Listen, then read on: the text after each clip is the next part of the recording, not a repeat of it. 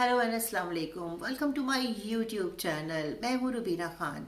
आज हैशटैग मेरी शायरी के उन्वान से एक नई सीरीज़ का आगाज़ कर रही हूँ।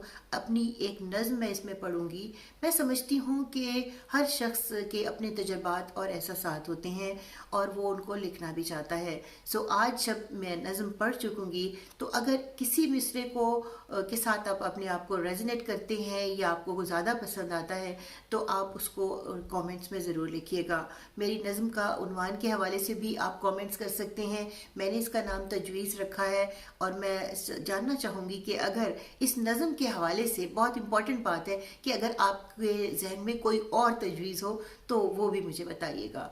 तो पहले सुनिए मेरे साथ मेरी नज़्म जिसका उन्वान है तजवीज़ और कुछ यूँ है। सोचती रहती हूँ मैं अक्सर, सोचती रहती हूँ मैं अक्सर, कैसे उसकी याद भुला दूँ, कैसे उसकी याद भुला दूँ। आँखों से आँखों की बातें, दिल से दिल के वादे थे।